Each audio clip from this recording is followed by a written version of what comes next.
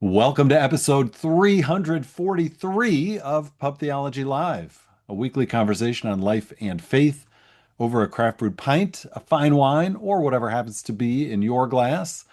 And on today's episode, as usual, the Reverend Hogan Holder and yours truly, Brian Burkoff, address and engage what's happening through a theological lens with a good brew in hand. You haven't been pre-gaming as far as I know. There was So, almost a glitch in the matrix there. whether you're a long time listener or this is your first episode, you can get even more content. We record our banter or conversations before and after the show, and you can get access to those just for a few bucks a month at patreon.com/PT live. We were giving away some pint glasses. I don't know if we still can. Did Shannon move yet? I think Shannon might have moved by now. I don't know. But sign Close. up. Sign up. We'll see what happens. We might send you for free as a thank you one of the few remaining Pub Theology like pint glasses we have. No promises. But as always, we are very grateful to our current patrons who help support us, and you can be one of them. Patreon.com/PT Live. Today, we'll be talking about the long weekends, meeting Jesus, and a church drug scam. Was Jesus involved in the church drug scam over the long weekend? Stay, Stay yeah, tuned. stay tuned. Stay, Stay tuned. stay tuned. Love it. What are you drinking for this episode?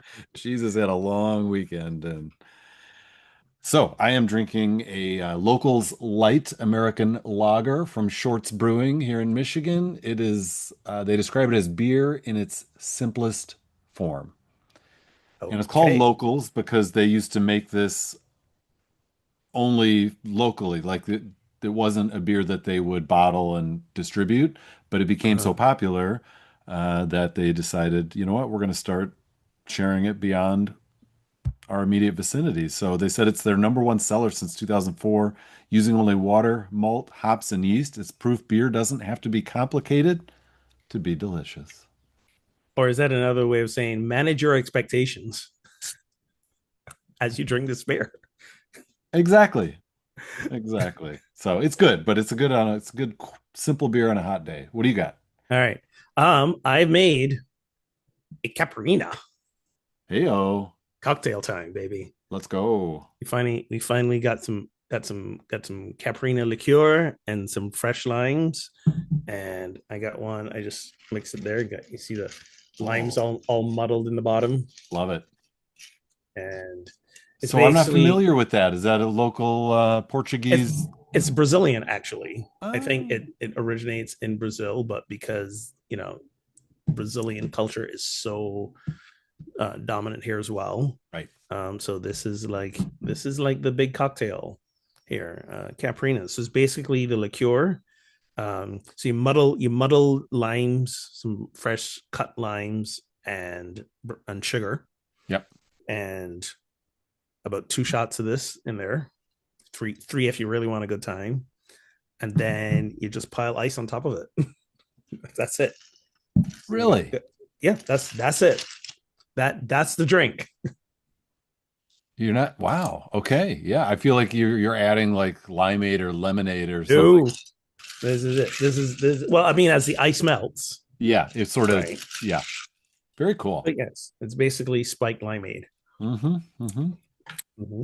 But yeah, that's it. Yum. I'm gonna have to have one of those when I'm your way. Yes, when you come over, we will make some caprinas Perfect. and Perfect. enjoy the view.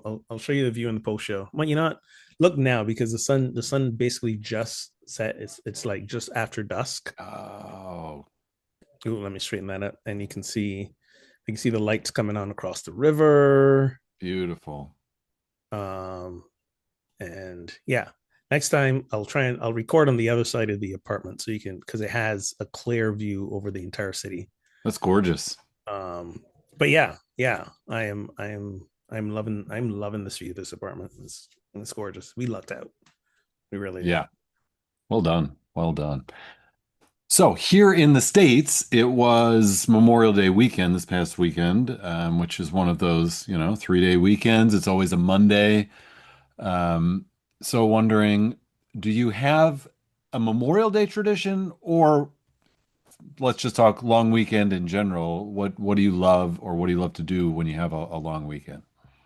Well, not Memorial Day here in Lisbon. Right, So, right.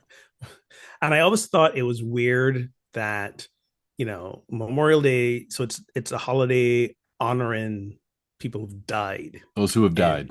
in service in military, Yep. right? Yep. So we have this basically a solemn recognition on a day where everyone says first day of summer, beach and barbecue, party, Totally. and lots of big sales. It feels very like incongruous. Yeah. Like wrap my head Or around it. perfectly on brand, knowing this country. No, exactly. But also, we talk about a celebration of life and celebration of death. So, let's have the moment, and but we're also celebrating the lives of the people who died. I guess I don't know. That's the way to Yeah, look I at it. mean, for those who take it seriously, like my father-in-law, before he passed, he was a caretaker for a local cemetery or two where there are veterans, and he would, every Memorial Day he would go and put little U.S. flags, Mm-hmm. in the graves, and my kids would often come along, and that was kind of our moment to sort of acknowledge the day and honor those who died in service. But I don't know. It's an excuse to get out on the boat or go to the beach or break out the grill and barbecue, Yeah, basically. basically. Um, so my favorite thing about the 3 day weekend when I had a 9 to 5, a Monday through Friday 9 to 5 job, was not having to go to work on Monday. Like Right. that was it, right? You could sleep in on Monday, stay up late Sunday night. That was the thing I enjoyed about it most. Now that I am basically um, a self-employed slash part-time employee, and I've been working for myself for the last 5 years. Yeah, 2021 was the last time I had a 9 to 5. Um, Weekends are meaningless. I make my own time, Right. basically, Totally. right? Totally. Except for the hour on Sunday or the 2 hours on Sunday it takes me to do service. Right. The rest of the time is basically my own. And so this question is different, really, for the two of us who don't have like a clock in, clock out Monday through Friday, nine Right. to five sort of setup. Exactly. So generally I structure my time so I always have a 3 day weekend. Like I tend not to work. I I I Boom. tend to work Mondays, Tuesdays, Wednesdays, and by like halfway through Thursday, I'm quitting. Right. So I I've have done like enough. rest of Thursday, exactly. Friday, Saturday. So like a 2.5 day weekend. And like Yeah. sometimes, to be honest, I'm not really getting going till Tuesday either. So, it's Sometimes Monday's flexible. a warm up to the week kind of day. Exactly. Sometimes it's a Monday, Tuesday, don't work Wednesday, work Thursday, or sometimes it's Tuesday, Wednesday, don't work Thursday, Friday. We have a tradition in our relationship. My partner, her name is Samira. Uh, Thursdays is Samira Day. So Thursdays, I don't do any work, and she's currently not working, so we do whatever Samira wants. There you go. And I've trained all my friends around this. So like I'll have friends reach out to me and say, "Hey, we're doing this thing. We want to invite you, but we know it's Thursday. We know it's Samira Day and you probably can't come, but we're letting you know just in case you both want to." Like Nice. I've taught my friends You that have. Dang, if I had known about this, I'm flying out on a Thursday. I blew yeah, it. you blew it. But you're coming back though, aren't you? When you come back, is there not a Thursday in that mix or no? No, that's what I'm saying. Like I leave you on a Thursday. Ah, Like my last day with you is a Wednesday. Gotcha. Well, if you were here on a Thursday, we'd have probably pushed it back to Friday Yeah, because, it's bad enough I'm gonna be yeah, there on her birthday. exactly, exactly. A key component of Samir Day is usually us getting very high and very frisky. So There you like, go. There you go. you don't want to be wrong for that. But now after months of doing it, she's taken pity on me, and now we alternate Thursdays. So Thursday's the day where every other Thursday we do what she wants for the whole day, and then what I want for the whole day. See, now you're talking. Now you're Now there's talking. some equity. There Now you're is talking. there is some equity put in. And usually So, my day involves lunch at our favorite Vienna restaurant that I'm going to take you to, okay. that has maybe the best wheat beer found draft wheat beer here in Nice. Lisbon, and some absolutely delicious like cheese infused Ooh. sausage, Oh, let's go. and like, Sweet. yeah, it's good Sweet. stuff, man. Good Look forward to stuff. that. All right. Very good. Very good. What about you? What's y'all's Memorial Day? Well, so I normally take Monday off. That's my sort of Sabbath day, if you will. Huh? So my question is, does that now mean I get Tuesday off because Bingo. my day was a holiday Or Friday. Or Friday. or Friday? I would go for Tuesday, so you have back to back days off. Right, right. Although I did do some work today already, so I may have blown it I mean, it's so hard. It is so hard for clergy, especially, to really be diligent to really, about mm, taking a whole day off, two whole back to back days off. Forget three, yeah, like you for sure, know. for sure. So yeah, Yeah. So my oldest stopped in. I'll keep this brief, but my mother-in-law is in hospice and very near the end. oh So my goodness, I'm so sorry. yeah, so Yeah, we've been spending some time obviously with her over this past weekend, and she's still hanging on, but it's seemingly imminent. But we were able to get out with a good chunk of our family out for a round of disc golf, which of course makes me happy. of course. So we enjoyed some food. We got some disc golf in, and it was a beautiful day. So that's a good day off activity for me. So All right all then. right, moving on. Revelation 3:20 says, "Here I am. I stand at the door and knock. If anyone hears my voice and opens the door, I will come in. I will come in and eat with that person, and they with me." Is it triggering for me to read that verse to you at all? Because when I say that, because this verse has been read by evangelicals as a classic inviting Jesus into your heart text. Uh, I, I find it's the same philosophy with vampires. Like there they're not coming until you invite them. you go. There you Right. go. So, like Mhm. when I was in evangelical circles, like this verse was like classic. If you were sharing the gospel with someone and you had a few key verses, this was often one of them. It's like, look, Jesus is right here, friend. He's waiting. He's knocking on the door of your heart, just waiting for you to invite him in. So, do you like that reading? And, if you look at the context of this, again, Book of Revelation, a little bit of a cryptic book, sort of a, what's the word, apocalyptic book. And it Mhm. was written, this chapter is written specifically to the church at Laodicea. So, a specific group of people 2,000 years ago, this is written to. But we love to take a text written to a specific small group of people 2,000 years ago and say, no, it applies to anyone who wants it to today. Right. Is that fair Nope. or not? No, it's not. It's not fair. All right. It's not fair. Um, so the thing I do like about this verse, I've always liked about this verse is that, I mean, if we are even gonna read it in the context of modern Christianity and accepting Jesus as your savior, what this verse tells me is I still have agency. Like Right. I get to choose, Right. right? And I know you want to force the choice on me, and I have a choice, but there's quote unquote only one right answer, right? Yes. But at least I still have a choice. So uh they don't really say here. I always like to read what's not written. They don't say what happens if you don't answer the door, Mm. right? Right. So for me, um the I guess the implication or how we interpret that, especially in evangelical circles, is that if you reject Jesus, your soul is rejected. God rejects Yeah, you're going to hell. you're going to hell, basically. Um, I don't like to read it like that. I like to read it as like it's an invitation, and you have agency, you have choice, Yeah. and you should not be penalized for not answering the door. Right? Yeah. And Go ahead.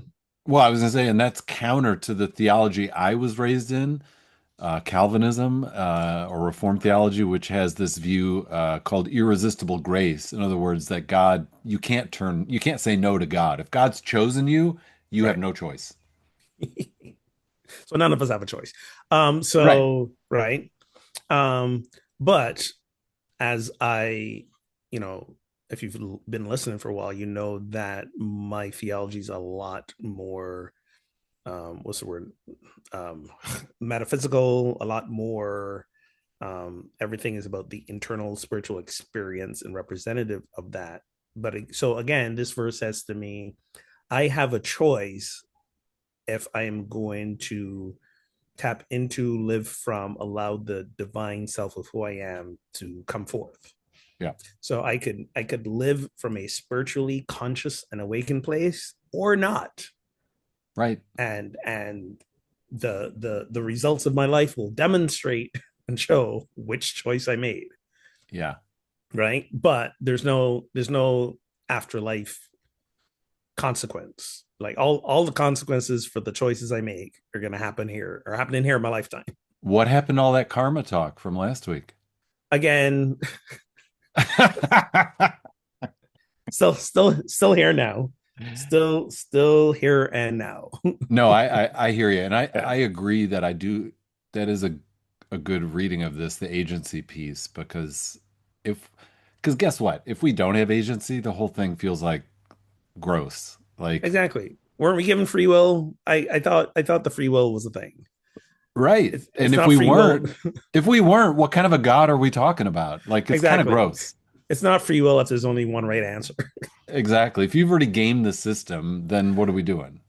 Exactly. So yeah, I don't know. Yes, use of this verse, and again, if you're reading again Revelation as that sort of idea of we are writing a coded story, coded language, apocryphal language to write about the downfall of Rome. Um, I think part of how I also read it in that context is those who are believing in God, the righteous, the believers, these are the ones who will, you know, survive, outlast the fall of the empire. These you just stick with us, or keep your belief up. Yeah. Have faith, have hope. The empire will eventually fall. Don't lose your faith. And we're we God, Jesus, the Godhead, whatever you want to call it. It's here. It's here, Yes. not going Right. anywhere. It's like a word of solidarity. Like, Yeah, you are exactly. living under an oppressive regime and you are not alone. Exactly. Yeah. Exactly. So, yeah, There I you don't go. know. There you go. Fixed it. We solved it. Speaking of meeting Jesus, Ms. Rachel for Littles posted to threads recently. If you want to meet Jesus, go to the immigration detention center and sit with a child. Go to your elderly neighbor's house who can't afford health care. Go to the soup kitchen and serve some breakfast. He is there. Love it. I I, love it.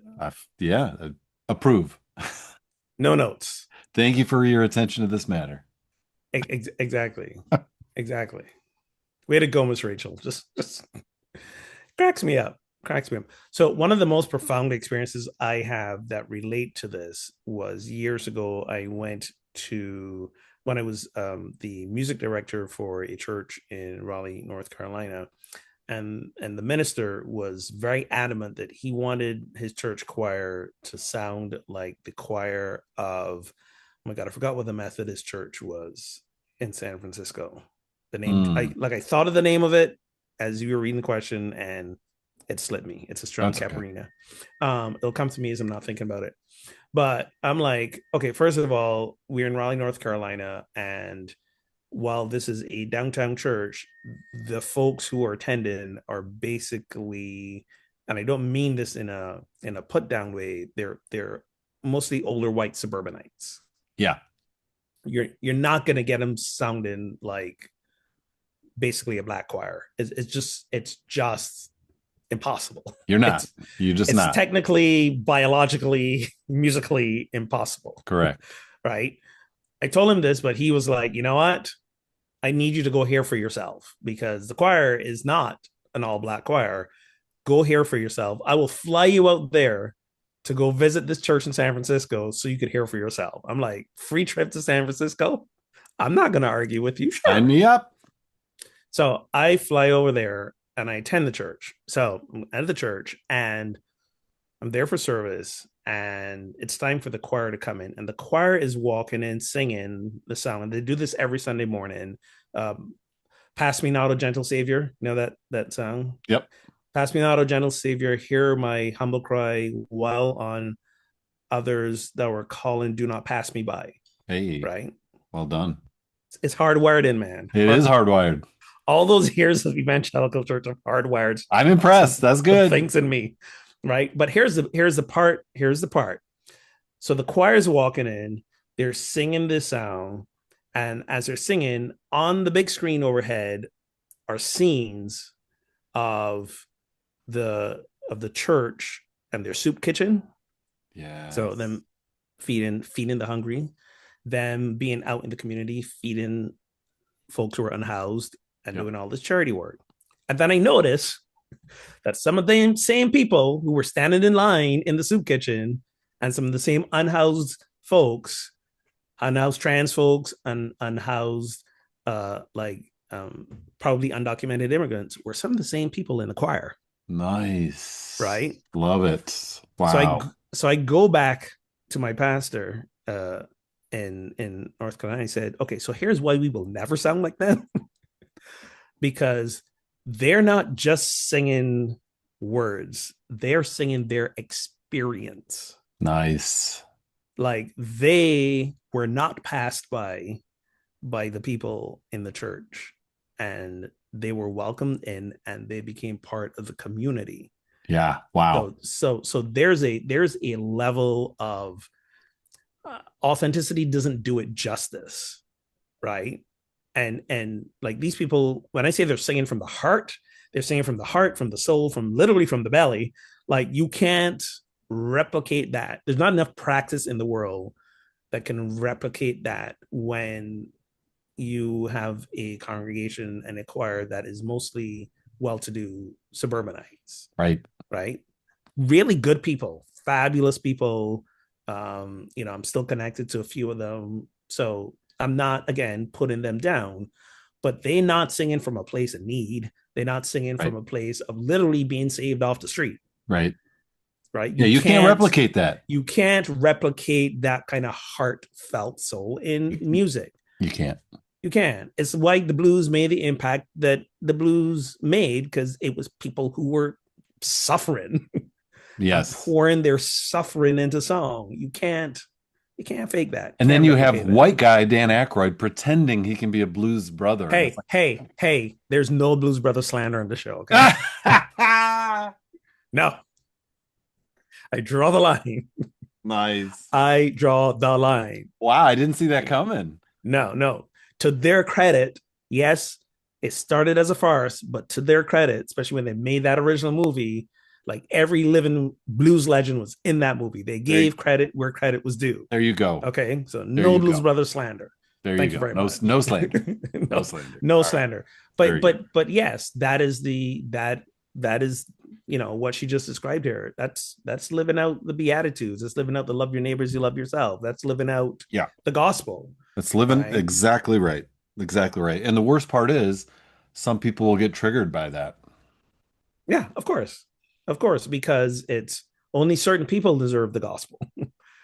In Well, yeah. some circles is what I'm And, saying. yeah. And they don't want to talk about detention centers or lack of health care or people needing food because they're supporting the policies as good Christians that help cause all those things.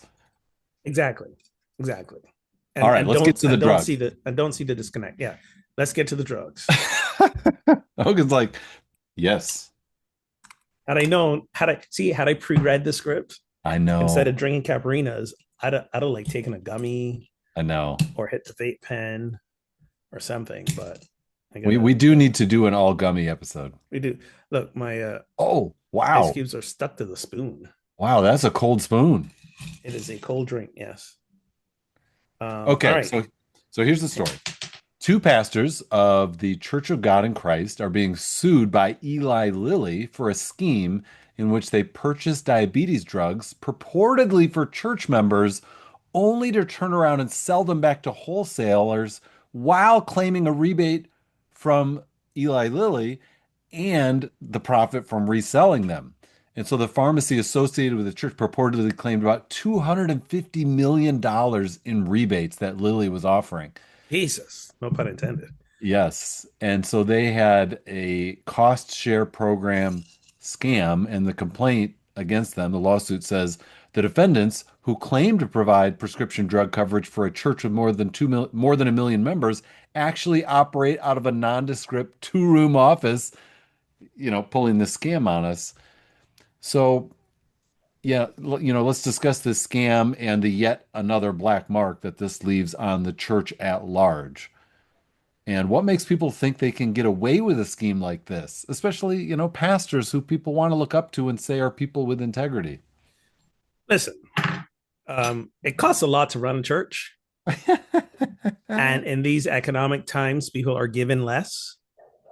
So, I'm not mad at finding an alternative income revenue stream They found a loophole and with tried the to church. exploit it. That's point one. Point two, like who are they robbing? A pharmaceutical industry, Oh, this is right? fair. So I Fair. mean, I mean, Keep talking. it's one of the evils. It's one of the capitalist corporate evils of our time, Stay tuned to post show. You can buy in on the front side of me and Hogan's new scam. right? So also not entirely mad at that. It's like we talked about in the previous show, or was it the post show? I don't know, that Yeah. that like Indian dude who was like the fake white attractive blonde MAGA influencer, and Yes, that's and exactly what came to mind. right. So I'm not mad at who they're stealing the money from either. That's a really Okay. good point. So here's the thing. We love binaries and we love certainty. So we love that line. On this side is right, this side is wrong. Right or wrong. Stealing is wrong. It doesn't matter the context. Stealing is wrong, wrong, wrong. Okay. But then we have that question. Will you steal a loaf of bread to feed your child who's about to die of hunger? Of course I will. Of course you would. Right? Well, I wouldn't think twice about it. Will I kill someone who is about to take the life of my child? I am not thinking twice about it. Right. Like that's what I'm doing. Okay. And in many ways, Jesus sort of modeled this a little bit, not Mm. the drug scams, but he reminded people again, Sabbath was made for the man, not man for the Sabbath. That story about, oh, you picking ears of corn to feed, and he's like, what, you rather me starve? Right? What did, Yep. what did King David do when the soldiers came back from battle? He got the bread out the temple. And Exactly. right. And it's like these men were about to fall over dead from You, protecting this kingdom. yeah, you Like got to eat. you got to eat. So when we allow the letter of the law to to wrap us up in such a way that harm comes to others and to ourselves, then we gotta revisit how we interpret that law. So on the surface, is stealing wrong? Sure. As a concept, yes, stealing is wrong. But when you, again, context is king, you look at the details of it. Yeah. Now the question becomes, what are these pastors doing with the money? What did they do with the money? I know. I don't know. Like, are they living large or are they using it to Right. further the ministry? Like if they live in large, yeah, throw them in jail. Right. They're exploiting the church name, the church concept. But if they taken this money, we should look into this. If they're taking this money and they, like, buying food for some folks, helping out some parishioners or whatever, which it doesn't seem like they were. It's feeling like they were trying to live large off this you scam, know. but I, And if that's the case, no, that's not okay. But people creating a way to take back from a pharmaceutical company which is turning over way too much profit at the expense of yeah, people you who could need the argue drugs. the drug company is stealing from regular people. Yeah, yeah. So So maybe they're Robin Hood stealing from the rich to give to the poor. so we need to find out if they're doing that though, because Robin Hood didn't like build a multi-level treehouse in Sherwood Forest, right? Exactly. He sure So didn't. so we got to find out where this money is going. Although the Maid Marian would have loved that multi-million dollar treehouse. I mean, probably, but palace life might have been hard. That's why she That's right. escaped to the woods. It's a really good point. Like I appreciate you saying that because I really wasn't really thinking about, wow, the pharmaceutical industry, which we know notoriously overcharges and Mm-hmm. breaks in profits and all of that. And here's, a small church operation that sees a loophole and, hey, we can bring in some extra money by doing this. If if that money is being used to help the very same people who are maybe being hurt by such drug companies, great. But if they're just, hey, now I got 50 million, you got 50 million, and we got these sweet pads and blah blah Yeah. blah, that's a different story. Yeah, if the nondescript two-room office church is what the church has, and they pulling up in Bentleys, it's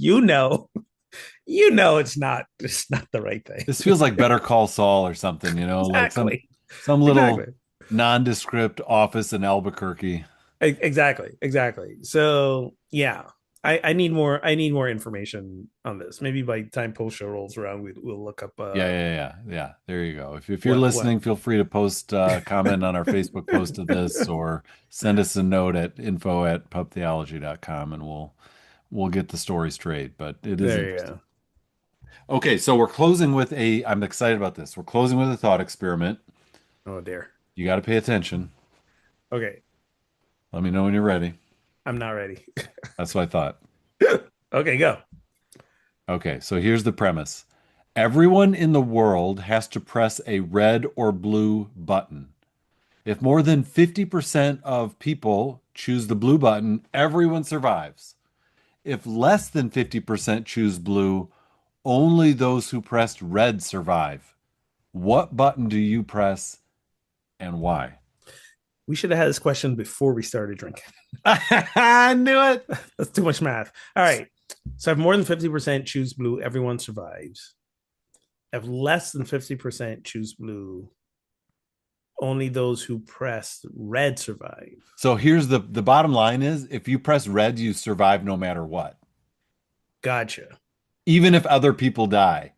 Whereas if you Gotcha. press blue, you're on the side of let's save everyone. Thank you for that clarity because I was trying to Yeah. figure that out. If you Okay. if you press blue, you're on the side of let's save everyone. If you're on the side of red, it's like, no, I'm looking out for me. You all make your own choice. Okay. Okay. So what would you press? I'd like to say I'd choose blue. I know. But I'd when like push to comes say to that. shove, I'd like to say I'll press blue. You know what? Here's the thing. Um, someone asked me recently. I was having a conversation around death with someone. yeah, I forget what we were talking about. Um, and I said to them, I don't want to die, and it's not because I'm afraid of death or afraid to die. It's because I've only had like 3 good years of living my best life, like right. three good solid years of figuring out my living fully honest with myself, not being afraid to dive into my vices, my pleasures, my all the things. 3 good years, Yeah, right? After 48 right. of not. So let's let it ride for a little while. I'd like a little more. Yes. I'd like to at least break even. So you're gonna press. So what I hear is you're gonna press red. No, that's not what I'm saying. What I'm saying is I'm gonna press blue because even if this is the end of me. I know I had a good run. Mm, I feel like if I go out now, at least I had a taste. I had a taste of what optimal living there you is, go. There you go. right? I like I had that. a taste of what it means to live my best self, and I've enjoyed it. It's been wonderful. If I get rolled over by one of these trams going down the hill in Lisbon, because Which has happened. dude, sometimes they're passing this close to the wall, and this is but the width of the sidewalk as well. It's ridiculous. It is ridiculous. I almost got taken out by one because I was walking around a corner coming back from my gym, and the sidewalk. I'm walking the sidewalk. It's say like this wide, and like Wow. you round the corner, and all of a sudden the sidewalk goes to like this, Yeah. like really really narrow, and there's Yeah. a tram flying down the hill, and the mirror on the tram basically is going over like the thing of the sidewalk. So it's like if it almost took my head off, Yes. almost took my head clean off. It's like what Damn. nuts. Anyways, so if I go tomorrow, like I'm good. I had a good run. I'm not inviting it. In fact, I don't want it to happen. So I am comfortable pressing that blue button. And don't you feel like there's sort of an integrity piece? Like I'm gonna do the thing that's good for everyone. Mhm. Yes, And it, there's a selflessness to it, yeah, and a trust in fellow humanity. right? Which means I'll probably die. I But know, I know exactly. Damn it. but again, the one of the my foundational belief systems is in the greater good of humanity. Yeah. Like you not like if I stop believing in the innate goodness of human beings, like I'm done. Like Right. I won't be able to make it. So Totally. I gotta believe. I gotta believe in the face of what people do. You know, as they say in Star Wars, they're still good in you. There it They're is. still good in you. There it is. So yes, So pressing the blue button. so I was sharing this with some friends, and one of them said, it's probably not coinc the colors of the buttons are probably not coincidental. That's I hadn't thought about that. You know what I mean? Like, because it feels like the red, which in okay for non-US listeners, red is the color associated with the Republican Party, blue is the color associated with the Democratic Party, and you could argue that people who vote Republican tend to vote for their own self-interest first and Mm-hmm. foremost, and those who vote blue tend to say, no, I want to vote for what's good for my neighbor, good for all of us. And that's how these buttons play out. Like if you go in blue, it's because you want everyone to survive and flourish. If you're red, it's like, oh, I'm looking out for number one first and foremost. So I thought that was an interesting little angle to this. I think that's a reach. Do you? Oh yeah. I Oh don't. yeah. I don't know. I like it. I thought they were onto something. Listen, I feel that's unnecessarily throwing Republicans under the bus. Well, well, And again, come on. listen, yes, many of them deserve to be under the bus, but not all of them. Not all of them. In this moment of MAGA, if you are still a Republican, you deserve all the shade I can throw at you. well, it depends if you're a Republican who votes Republican as opposed to a Republican who abstains or votes Votes independent otherwise, or votes Democrat. independent or just stays home, right? So I'm not gonna judge you for being Republican. I'm gonna judge you for how you voted. That's So if you were, fair. because I do know some Republicans who stayed home the last election, the last presidential election, That's fair. you know, and the most heinous of their representatives, like if there's a MAGA representative, on the Congress or the state level, they don't vote for them. They stay Right. home. Okay, Right. they wouldn't be caught dead voting for Democrat, but they realize we can't endorse these ridiculous And policies. and there are, of course, still some Republicans with integrity. But look what happens to Yes, them, like Thomas Massey, you exactly. lose your job. You lose your job, but good for him. So we also know that yes, he lost his job, but come election time, he's probably not gonna go vote for the MAGA person who replaced him or Probably whatever, not. I right? would hope So not. we would hope not. So again, I'm not gonna, just as I don't want to be lumped in with all the Democrats. Again, No, of even the course Democratic Party is a wide swath of belief. You got it your is. centrists, you got your all the way over to like your socialist Democrats. Like, Yep. there's a wide swath. So I'm I think for me, as time has gone on, I am more and more, instead of just lumping Republicans versus Democrats and being mad at the independents who sat out. I mean, I'm probably still mad at them, but um like, I know, for example, my in-laws, lifelong Republicans, they voted for Trump the first time because nobody knew better. Right. um they did not vote for him the second time. Good They for didn't. them. They didn't vote for Joe Biden. Right. They didn't vote for Kamala. Kamala. They're like, sorry, we can't vote Democrat. We just can't. Their one Democratic vote was for Obama because they wanted to be on the quote unquote right side of history. There you go. There you But go. they didn't want to do it twice. But can't do it. Can't do it another time. Right. Because we were too polarized by then. Because when Obama was running, it wasn't, or it didn't seem as polarized as it does now. For sure. For Right. 100%. 100%. Exactly. And the church was not as politically crazy as it is now, you know, All true. the evangelical. So they were like, okay, we can't we may have bought into some of the lies and unfortunate misinformation rhetoric on the Democrats, but we honestly can't vote for this madman. So we're gonna just stay home on election day. There you So go. I'm mad at them for That's that. fair. So, So if this scenario of the red and blue button were to become a thing that actually existed in the world, what do you think would be the means by which the people who press the wrong button and die would die? wait, first of all, do colorblind people get to press a button? Oh, there's always a wrinkle. I'm asking as someone who's partially colorblind. Asking for a friend. Right? Like, what do they vote? Fair. Fair. This is a very ableist question, not It thinking is. about It is. either folks who can't see at all or for a colorblind. So yeah. So there's that. I'm sorry. What was your question again? Well, how so let's say this is a real world scenario and the red is the one that's over 50%. So we got to kill all the blue people. What's the mechanism by which those who press the wrong button are executed? Damn, you got dark, man. What? Why I you got gotta? really dark. Whew. But it might impact what button you press if you know how it's going to be executed.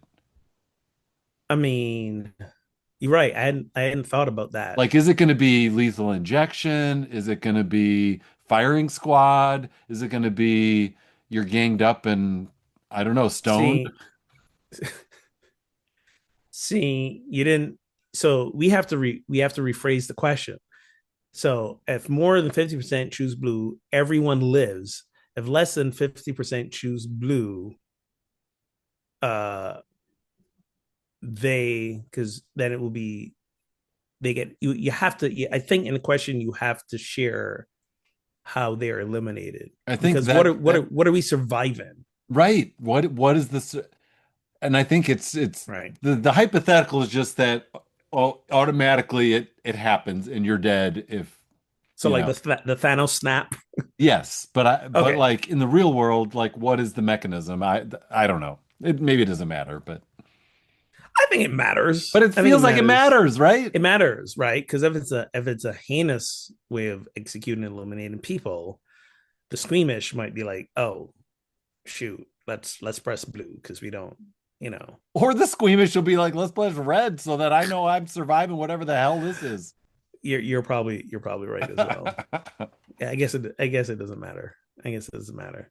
Oh man. But Well, press blue, everyone, and I'm hypothetical scenario and come the midterms. press blue. Show title. Exactly. Please press blue. Please, please, for the love of God, press blue. Love of God, love of humanity. God ain't Yes. got nothing to do with this. Fair, fair, fair. For the love of humanity, press blue. Correct, correct. Oh my Wow, wow, god. wow, wow. Well, thank you, friends, for tuning in to Pup Theology Live. You can show your love for the show by becoming a supporter on Patreon. Get access to pre and post show banter and more. Visit patreon.com/PTLive to get started. And a big thank you to our current sponsors, current patrons. You can watch full episodes on YouTube. And our top cities tuning in this week, Atlanta and Baltimore are hanging in there. They are tuning in. And Des Moines, Iowa joins. So thank you, all the Iowa listeners and all our listeners. And if you'd like to start a pub theology gathering in your town, find support and resources at pubtheology.com. And until next time, friends, drink responsibly and keep those conversations flowing.